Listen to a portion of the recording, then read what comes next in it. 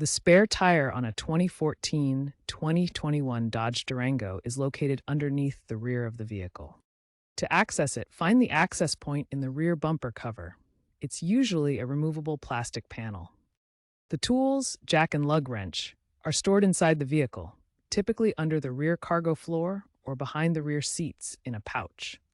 Older models, 2014 to 2017, might have a keyed lock for the spare tire, with the key in the glove box.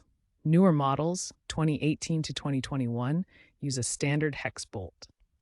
Make sure you have these tools before proceeding to change the tire.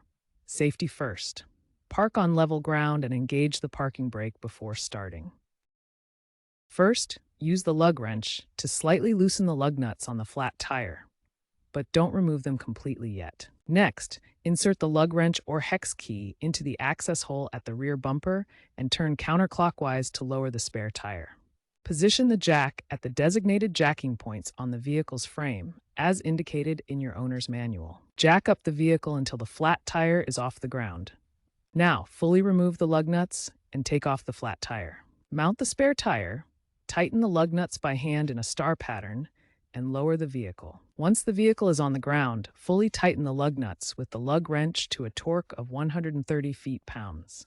Remember to drive cautiously on the spare tire, typically at speeds below 50 miles per hour, and seek professional repair for the flat tire as soon as possible.